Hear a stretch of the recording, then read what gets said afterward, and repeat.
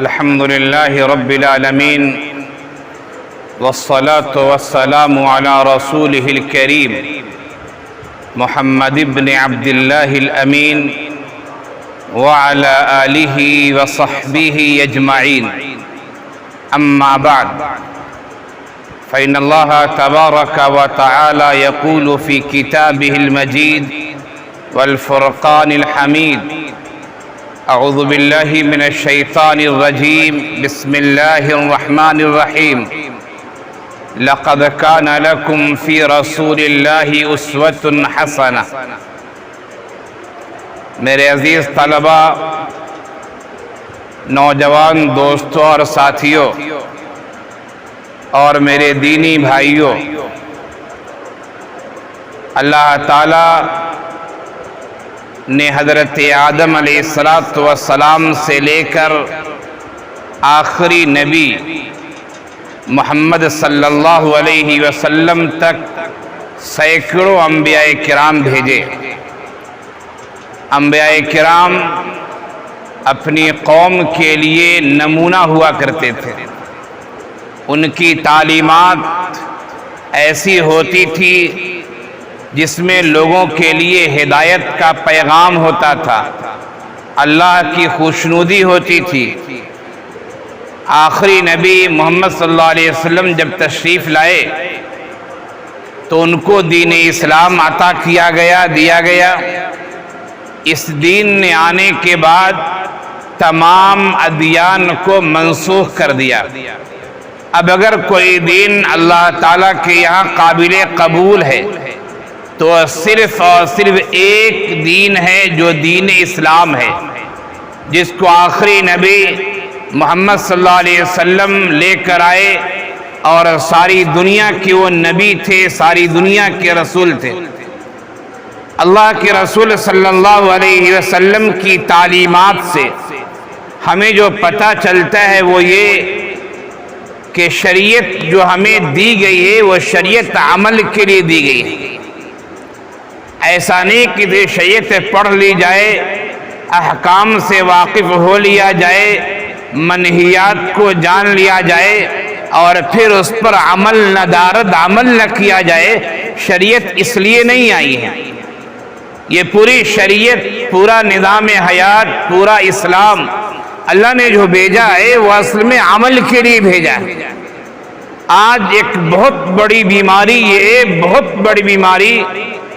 کہ نصیحت کرنے والے تو بہت ملتے ہیں، نیکی کا حکم دینے والے تو بہت ملتے ہیں، اچھے مضامین اور اچھی تقریریں کرنے والے تو بہت ملتے ہیں، لیکن عمل عمل سے بالکل خالی ہوتے ہیں.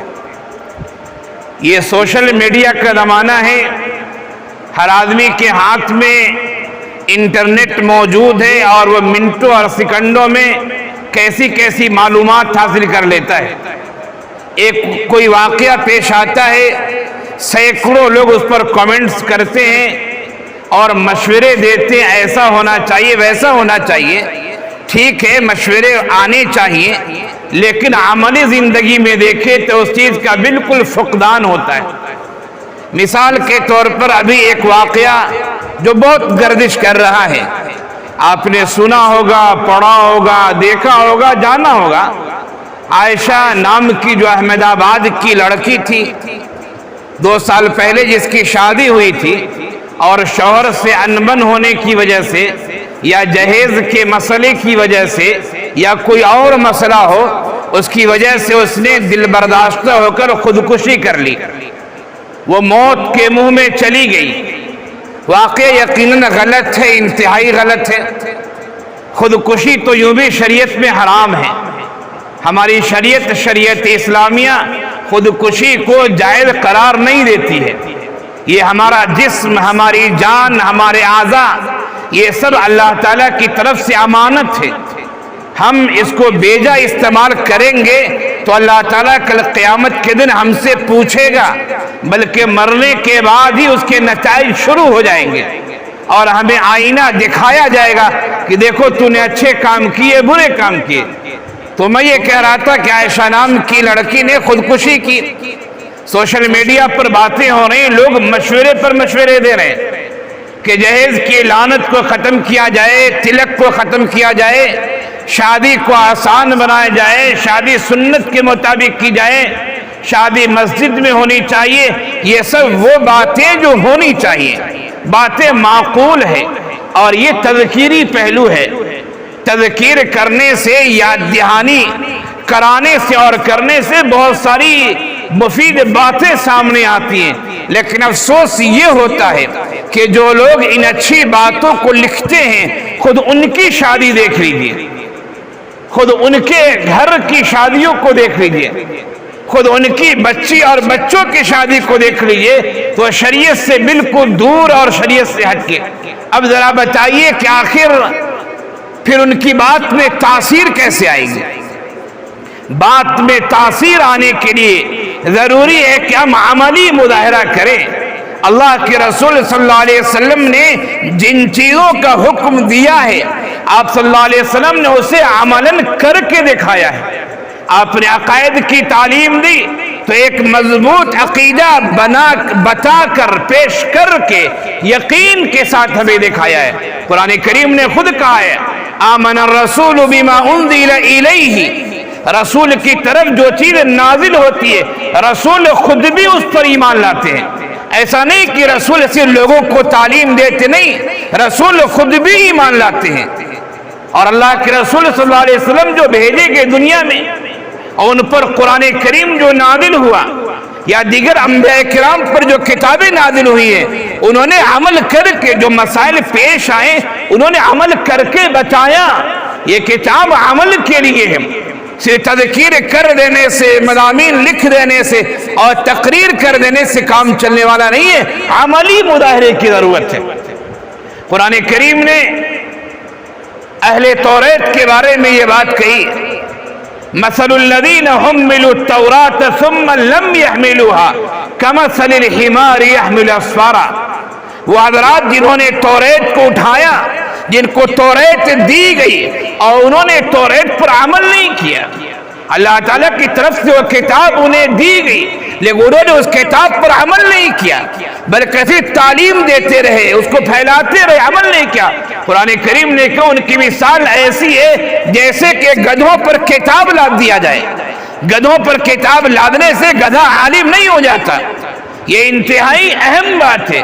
ये बात अगरचे यहूदियों के बारे में कही गई है, बनी इस्राइल के बारे में कही गई है, लेकिन अगर हम भी ऐसा करते हैं, इसलिए कि कुरान हमें इनायत किया गया है, कुरान हमें दिया गया है, अहादीस हमें इनायत की गई है, शरीयत इस्लामिया हमें दी गई है। अगर हम उस शरीयत को सिर्फ पढ़ते और पढ़ाते हैं, पढ़ना और पढ़ाना भी एक अहम काम है, लेकिन सिर्फ पढ़ते और पढ़ाते हैं, अमल नदारत अमल से ताल्लुक नहीं है, तो हमारी मिसाल भी गधों जैसी मिसाल हो जाएगी। जिस गधे पर किताब लाद दी जाए वो आलिम नहीं हो जाता है। अल्लाह के रसूल सल्लल्लाहु अलैहि वसल्लम ने अगर शादी करने का हुक्म दिया है, तो खुद आप सल्लल्लाहु अलैहि वसल्लम ने शादी करके बताया कि देखो शादी इस अंदाज में की जाती है। आपने खुद अपनी शादी करके बताया, अपनी साहिबजादियों की शादी करके बताया। उस वक्त मदीने में जो लोग थे, मुसलमान थे, सहाबा थे, उन्होंने अपनी शादी करके नमूना बताया कि देखो शादी इस तरह की जाती है। आप सल्लल्लाहु अलैहि वसल्लम ने अगर नमाज पढ़ने का हुक्म दिया है तो आपने नमाज पढ़ के बताया। आपने फरमाया सल्लु कमा रअयतुमूनी उसल्ली, नमाज वैसे पढ़ो जैसे मैं पढ़ता हूं, मुझे देखो। आपने अगर हज का हुक्म दिया तो आपने बताया खुदू अन्नी मनासिककुम, कि मुझसे हज के तरीके, हज के अरकान, हज की बातों को ले लो। आपने ज़कात का हुक्म दिया, रोज़े का हुक्म दिया, तो आपने उस पर अमल करके बताया। दोस्तों, जरूरत इस बात की है कि अमल किया जाए। अमल का फुकदान बहुत ज्यादा है। हम सब गुफ्तार के मुजाहिद हैं, हम लोग बातें बहुत करते हैं, लेकिन किरदार के लिहाज से हम बिल्कुल खाली हैं। ये तकरीबन 90%, बल्कि उससे भी ज्यादा कहा जाए 95%, 95% यही सूरत हाल है। लंबी लंबी तकरीरें करते हैं हमारा, अच्छे अच्छे मज़ामीन लिखते हैं, अच्छे कमेंट्स करते हैं, अच्छे तबसरे करते हैं, اچھے مشورے دیتے ہیں، ہر کام اچھے انداز میں کرتے ہیں، لیکن اگر ہماری عملی زندگی کو دیکھا جائے تو ہم بالکل 0 پوائنٹ پہ آ جاتے ہیں۔ یہ پہلو بھی ہمارے اچھے ہیں، جو تقریر کرنے، مضامین لکھنے، لوگوں کو تذکیر کرنے، یہ سب پہلو اچھے ہیں، لیکن یہ زندگی کا ایک پہلو ہے، اس سے کام چلنے والا نہیں ہے۔ زندگی کا ایک دوسرا پہلو جو ہے وہ ہمارا عملی کردار کیسا ہے۔ اگر ہم نے یہ کہا کہ تلک اور جہیز کی وجہ سے ہماری مسلم بچیاں غیر مسلموں سے شادی کر رہی ہیں، اگر ہم یہ کہہ رہے ہیں کہ تلک اور جہیز کی وجہ سے ہماری مسلم بچیاں خودکشی کر رہے ہیں، اور ہم کہہ رہے ہیں کہ شادی وہ جو اسلام کے خلاف ہے، تو ہمیں اسلام کے مطابق شادی کر کے دکھانا ہوگا، ہمیں سماج کو بتانا ہوگا کہ دیکھو شادی ایسی ہوتی ہے جسے شادی کہتے ہیں، شادی ایسی ہوتی ہے جسے سنت کے مطابق کہتے ہیں۔ عملی نمونہ پیش کرنے کی ضرورت ہے، اور گفتار کے ساتھ ساتھ کردار کے حامل ہونے کی ضرورت ہے۔ اللہ کے رسول صلی اللہ علیہ وسلم نے جتنی تعلیمات دی اور آپ کی زندگی میں وہ جو مواقع پیش آئے آپ نے عمل کر کے دکھایا۔ اگر آپ نے بتایا کہ شادی ایسی ہونی چاہیے، آپ نے بتایا بچوں کی تربیت ایسی ہونی چاہیے، آپ نے بتایا بچوں اور بچیوں کی شادی ایسی ہونی چاہیے، آپ نے بتایا ایک استاذ کو ایسا ہونا چاہیے، آپ نے بتایا ایک شوہر کو ایسا ہونا چاہیے، آپ نے بتایا گھر کے ذمہ دار کو ایسا ہونا چاہیے، آپ نے بتایا کہ ایک مولا کو اور ایک کہا جائے کہ حاکم کو ایسا ہونا چاہیے، تو آپ نے کہا ایسا ہونا چاہیے، ایسا ہونا چاہیے، تو آپ نے بن کر نمونہ بھی پیش کیا۔ آپ نے بتایا کہ دیکھو میں بیوی والا ہوں، میں ازواج والا ہوں، میں شوہر ہوں، دیکھو میں اپنے بیویوں کے ساتھ کیسے پیش آتا ہوں۔ آپ نے کہا میں اولاد والا ہوں، میں وہ فرد ہوں جس کے ماتحت بہت سارے افراد ہیں، دیکھو میں اپنے ماتحتوں کے ساتھ کیسے پیش آتا ہوں۔ آپ نے بتایا کہ میں معلم ہوں، دیکھو ایک معلم کیسے پیش آتا ہے۔ آپ نے بتایا کہ میں قاضی اور حاکم ہوں، دیکھو ایک قاضی اور حاکم کیسے پیش آتا ہے۔ آپ نے عمل کر کے بتایا۔ دوست ضرورت ہے عملی زندگی میں اسلامی تعلیمات کو لانے کا۔ اللہ کے رسول صلی اللہ علیہ وسلم نے معراج کے موقع سے بہت سارے مشاہدات کیے تھے، بہت سارے مناظر دیکھے تھے۔ ان مناظر میں ایک منظر یہ بھی تھا، آپ نے دیکھا تھا کچھ لوگ ایسے ہیں جن کی زبانیں کتری جا رہی ہیں، کاٹی جا رہی ہیں۔ آپ صلی اللہ علیہ وسلم نے حضرت جبرائیل علیہ السلام سے پوچھا یہ کون لوگ ہیں؟ حضرت جبرائیل علیہ السلام نے فرمایا یہ حضرات آپ کی امت کے خطبہ ہیں۔ یقیناً یہ لفظ خطبہ کا ہے، لیکن میں سمجھتا ہوں اگر معنی کو وسعت دی جائے تو بات یہی نکلے گی یہ وہ لوگ ہیں باتیں تو لمبی لمبی کرتے ہیں، مضامین تو لمبے لمبے لکھتے ہیں، مشورے تو اچھے اچھے دیتے ہیں، لیکن خود ان پر ان کا عمل نہیں ہوتا ہے۔ یہ آپ کی امت کے خطبہ ہیں جو اسٹیج سے اور ممبر سے اچھی اچھی باتیں کہتے ہیں لیکن خود اس پر عمل نہیں کرتے ہیں۔